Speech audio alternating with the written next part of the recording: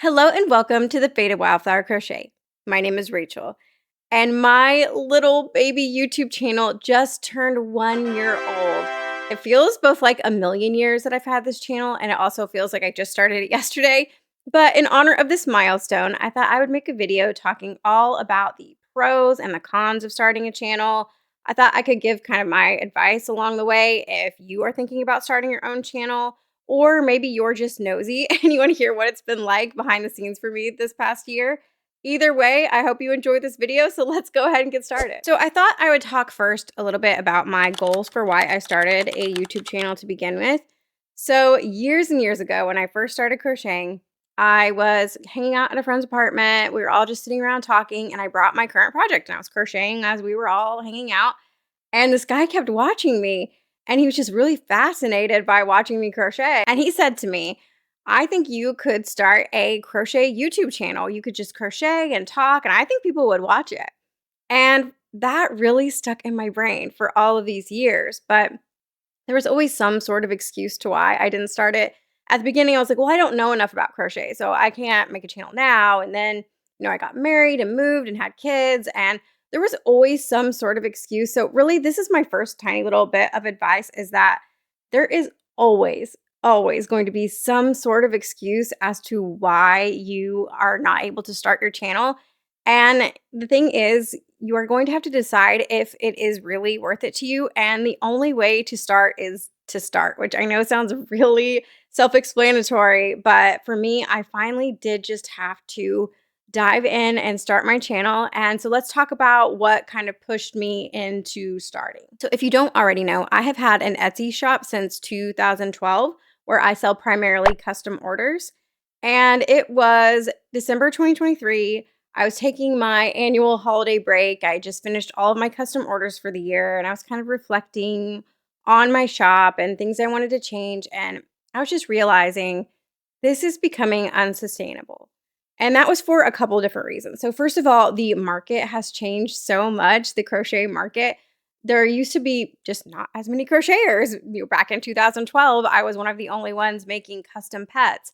And now there are a lot more other people doing it, which is not a bad thing, obviously, but it was just making it where sales were becoming kind of inconsistent. Sometimes I was getting so many orders, it was hard to keep up. And then there would be months where there would be hardly any orders, and I'd be like, am I gonna make enough money this month? And it was just really, like I said, inconsistent. So the other reason that it was unsustainable is because, let's be honest, I'm getting older and I can't put the same amount of wear and tear on my hands as I used to be able to. I also can't stay up till 1 o'clock, 2 o'clock in the morning finishing orders anymore. It's just getting to the point where I just can't do that. And if you're making custom orders, you have to make each individual order. And if that's the way you're making your money, you can imagine that it gets quite tiring. So I said to myself, you know what? If I want to continue to have crochet be my job, how I'm making my money, then I need to reevaluate and decide on something different. Something has to change. And so I decided the change that I wanted to make was to start selling patterns. This is something that I have been wanting to do for years and years and years and years, but I was really intimidated by the process, not the designing process, because designing is one of my favorite things to do ever. I was more intimidated by the process of like making the PDF and then having it tested and then posting it. And then the marketing is going to be different from what I was doing before. And then what if people are asking me questions and I'm not able to answer them in a good enough way? And what if they write me bad reviews? All of these things that I was building up in my brain.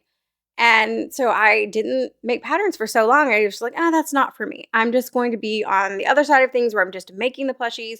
I'm not going to make any patterns, even though deep down I really wanted to. And so I finally decided in, January of 2024, I am going to start selling patterns. And I thought, you know what? Along with that, I'm finally going to start that YouTube channel. I thought that it could be a really great way for me to advertise my patterns. And then I also kind of saw this gap in the crochet content market, if you will, of people tested out yarns. There were people that were testing out yarns, but most of the time when they tested out yarns, they would do like a swatch of just loose stitches in rows. And that has a place, don't get me wrong. I think that that's great. But I barely ever saw people trying out different types of yarn for amigurumi. And I thought, you know what? Let's combine those two things. I am going to try out different kinds of yarn and use my own patterns, and that will kind of advertise that. And I thought this will just be fun. I think we'll just have some fun along the way. And so I posted my first video in January of 2024. I was really, really nervous. And I was just like, I don't know if I can handle this. And there were, so many things that were going through my brain of like, well, what if people are mean to me? What if people say rude things? And all of these kind of, negative thoughts that were coming in. I told myself, do this for 6 months. Try out the YouTube and pattern thing for 6 months. I'm gonna start my channel in January of 2024, and I will give myself 6 months. And if I hate it, I can quit. I think that that helps me a lot of times to have like a set goal in mind. Okay, you have to do it for this long. And then after that, I'm giving you an out, but you gotta at least give it this amount of time. So I think that that was really helpful for me. And here we are a year later, and I am still doing YouTube.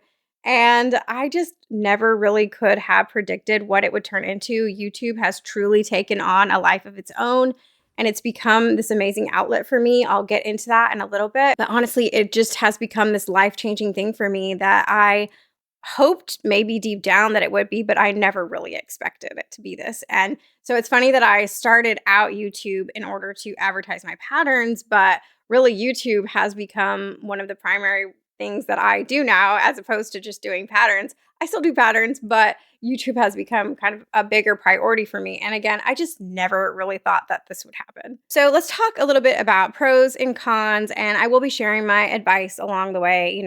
I've only been doing this a year, so I can give you the advice that I have picked up along this past year, but take everything with a grain of salt. Everybody's experiences are a little bit different. And so I have 3 pros and 3 cons. So the quantity is the same, but as you will see, the quality of the pros far outweigh the cons for me. So let's go ahead and start with the cons so that we can end with the pros and end on a good note. So the first con that wasn't really a con so much as just a hurdle that I had to overcome was all of the skills that I needed to learn in order to start a YouTube channel. I had never filmed long form videos. I'd filmed short form videos for, Instagram, but that is a whole different ballpark when it comes to filming. I had to figure out how to talk concisely. I had to figure out how to record audio. I had to figure out how to edit. I had to figure out how to make titles and thumbnails and, make my videos where people want to click on them. All of these things that I had no experience, and I mean 0 experience with before this year. So that really was, like I said, a hurdle that I had to overcome. And it was some of the most intimidating parts for me going in. I was like, I'm, in my late 30s. Do I really want to learn a brand new skill? Think about starting over in your career at, a certain age. It's really intimidating. And so that is basically what I did. I was not really intimidated by the crocheting process because I had lots of years of experience crocheting, but all of the rest of it, all of the technical side of things, it was hard and it was a lot, and I feel like I've come a long way. I still have a lot to learn when it comes to recording and editing and all that, but I have definitely come a long way, and all I can say about that is you really just have to start. Like I mentioned already, you just have to dive in. Your first videos are not going to be very good. My first videos are not very good. Starting this new skill and not being good at it. I mean, I think that's the truth, is that I'm not very good at not being good at things. I like to be good at things. I like to be the best at things. And the truth is, when it comes to learning a new skill, you're not going to be the best at it. And YouTube is a skill in and of itself. And so I am happy to say that I overcame that obstacle, and now it's no longer a con. But some of those technical parts really are still the hardest for me. Not the editing, because I actually enjoy editing, but all of the little things like having to pose for a thumbnail in the right facial expressions and making sure your title has a question in it so people want to click on it. And, just all of these things that you have to think about. Sometimes that part drags me down a little bit, but, in the end, it is kind of what you have to do in order to have a YouTube channel. And in the end, it's worth it for me. So the second con is, one that you can expect going in, is that there are going to be negative comments. And I am happy to say, and just feel really lucky, that 99.9% of my comments are so kind, so supportive. But there are those outliers. I would say that in my time, I've maybe only gotten like a handful of what I would consider just straight up hate comments. But then there are other types of just more critical comments, and those can actually be a little bit harder to deal with than hate for me. I think dealing with hate comments, I realized a long time ago that when people are hateful, it really says more about them than it does about me. So I don't take it personally. But then when it comes to the more critical comments, those can be harder because maybe somebody is like correcting something that I said wrong about a crochet kit. And a lot of people will do this, and I don't mind it. I don't mind a nice constructive criticism. But what gets kind of hard is when people are just a little bit harsh with their wording. So I had a lot of people on the video where I talked about the Target crochet kit, which that is my most watched video. So obviously there are a whole range of comments on that video. I had a lot of people just criticizing the way that I was trying to like read the chart. They were like, this is actually really easy, and basically implying that I'm just stupid or that it's a me problem. And those comments can actually be a lot harder to deal with than people that are just straight up like, I hate your voice. That is my most common like hate comment. And I have had some like really, really hateful versions of that. Like when people are just like, you have vocal fry. I'm like, okay, I've heard that before. But there have been people that are just like, your voice is terrible. You should really change it. I'm going to talk how I talk. This is my YouTube channel, and people can just click away without leaving hateful comments. But like I said, 99.9% of my comments are really nice, but I think learning to deal with all of the critical comments has been hard, but they tell you, you have to have thick skin. I don't have thick skin. I have very thin skin. I'm a very sensitive person. But I think just taking comments in stride and trying to see what the person was trying to say, because sometimes people will word things in a really harsh way, and I realize they don't mean it that way. They're just kind of a more blunt person or whatever it is. Or I'm just not being able to read the subtext because it's not in person and I'm having to just read it. And I think sometimes I take things harsher than they're meant to be. And I think realizing all of this and just taking things in stride and being able to take the constructive criticism, because I am, again, willing to take constructive criticism. And I do not mind when you guys leave comments saying like, actually you pronounce this wrong, or actually like, if you do it this way, this is more helpful, or whatever it is. I don't mind that at all. And learning how to take all of this in stride and being able to take the comments and implement them, but also still being authentic to myself. That has been a learning process, but I'm getting better as I go along. So my last con on my list is by far the biggest con for me personally, and that is that I compare myself to others, which I have talked about a couple times on this channel before. I have this tendency in life, no matter what I'm doing, to compare myself to others. And previously, when I was making plushies, and that was the primary thing that I was doing, I could compare my plushies to other people's plushies, sure. But that was kind of a more subjective thing. Like some people might prefer this design and some people might prefer that design. It's very subjective. But when it comes to doing YouTube, there are numbers attached to it. And those numbers can very easily get into my brain and think, okay, well, objectively, this person is doing better than me. And they have the numbers to prove it. Like there are people that started YouTube at the same time as me that have like 3 times as many subscribers as me. There are people that started after me that get more consistent views than me. And I think when I start doing that, I start comparing myself to others, I can get so in my head. I can start thinking something's wrong with me. I'm not doing the right thing. And I can spiral very easily. And I definitely did in the beginning. There were points where I was like, I can't do this anymore. I am not good enough. Why am I even bothering to do this? And I had to realize, a lot of that was my anxiety disorder speaking, and it wasn't the truth. So it came to this point, I would say probably around like June or July, I had passed the 6-month point and had obviously decided to keep going. And I realized this is the only thing that's really holding me back, is that I am spending way too much of my time and energy comparing myself to others. And so I decided to just kind of watch the crochet content that I enjoy watching and just ignore the rest, because truly it has nothing to do with me. Now, it can be helpful to look around and see what's trending and see what other people are enjoying watching. But if I spend too much time doing that, I can really get in my head and it can really harm my mental health. So I've been trying to find this balance of posting what feels authentic to me and also what you guys enjoy watching, and just trying not to worry too much what other people are doing. I feel a lot more secure in myself now and the content that I post, but it took some time to get there for sure. So let's talk about all the pros of me starting a YouTube channel. So the first pro that came as a complete surprise to me was that I did not realize that I was going to actually enjoy the process of making videos. Now, I knew that I was going to enjoy the projects that I chose for videos. I was going to enjoy making them, but I didn't realize that I was going to actually enjoy the entire process of making videos. I love filming the clips. I love deciding what vibe I'm going for and putting in the music, and just the entire thing is an art form in and of itself to me, and I did not expect that. Editing was one of those things I was really, really intimidated by, and it is still a learning process. There are still things I would like to get better at, but I actually really enjoy editing and putting everything together. I put a lot of thought into everything that I do for this channel, and I'm very proud of where I have gotten, and I still have a lot to learn, but I just really didn't expect that it would truly be an art to me, and that is such a happy surprise for me. The next pro that I'm going to talk about is that YouTube has brought me a lot of self-confidence.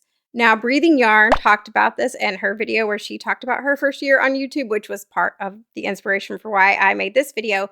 But she talked about how YouTube has made her more confident as a person, and I have to agree wholeheartedly. I think part of why is because you guys hype me up so much, but then there's also the fact that I can look back on this year and everything that I've accomplished. Like, hey, I really can do hard things. I can start a YouTube channel.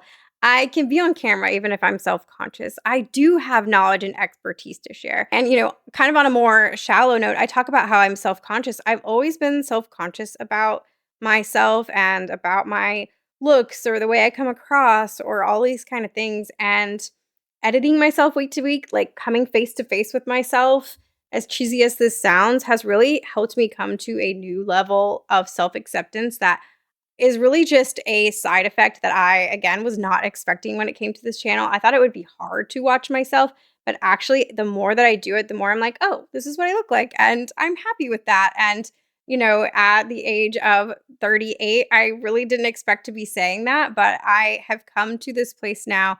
Again, partially is because of you guys, but partially it is a self-acceptance of myself, and I am happy to say that I feel like a more confident person now after starting a YouTube channel, and I just really did not expect to be saying that. So the last pro that I'm going to talk about is you guys. I truly feel so lucky to have you guys as an audience. I'm so happy that I started the "What were you working on as you watch today's video" tagline at the end of my videos, because I love reading those comments. I love hearing what you guys are working on. You inspire me so much. I also love seeing you guys interact with each other in the comments. Sometimes people will ask a question, and before I even have a chance to answer it, somebody else will answer it. Or somebody will be like, oh, I can't come up with an idea for this yarn. And people will reply and give their ideas. And I absolutely love that.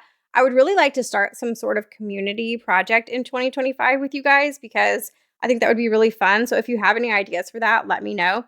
And that's another thing. Anytime I ask for ideas or feedback or things that I want advice on, you guys are there, and you guys have the most thoughtful, kind, and just inspiring answers ever. I just feel really, really lucky and grateful. Again, I've gotten a few hate comments here and there, but for the most part, my comments are overwhelmingly kind and supportive and loving, and I'm just so thankful for that. It is absolutely wild to me that there is this whole community of you guys out there that watch my videos and comment and all the things that you do and share them with your friends. Like, I just feel incredibly lucky, and I hope to continue to interact with you guys more. Like I said, if you have an idea for a project for 2025 that we could work on together, that would be awesome.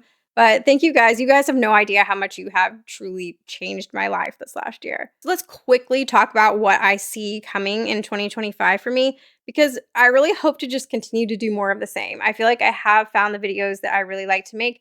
I love making review videos, and you guys like watching them. I also hope to throw in a few more like crochet and chat style videos and maybe some vlogs here and there. I enjoy watching vlogs, and I've only made one so far, but I'm hoping to do that a little bit more as I'm becoming more comfortable on camera.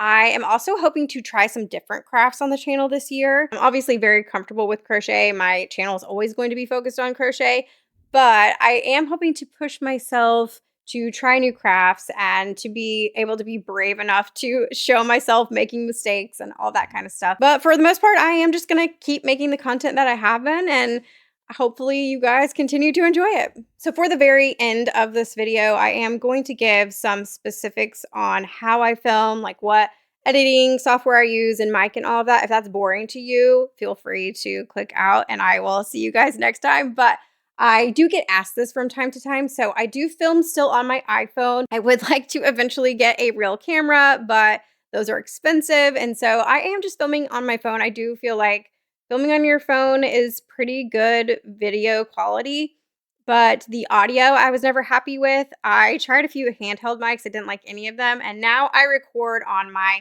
Blue Yeti mic that I plug into my computer. So then I take the video and the audio, put them together in CapCut. I use CapCut to edit on my computer. And I know it's not the most sophisticated system in the whole wide world. I have tried Adobe Premiere and it was just too much for me. It was really overwhelming, but I enjoyed CapCut. It is user friendly. And so I just edit everything in there. And sometimes if I'm still not happy with the audio, I will put it into Auphonic, which is a free service that up until a certain point, I think you can do 2 hours a month or something like that. And you can just put it in there and it just cleans up the audio a little bit. So that is how I put all that together. Ooh, Lily made it almost an entire video without coming to say hi. That is a record. But she's here now. Of course, I will put a clip of her.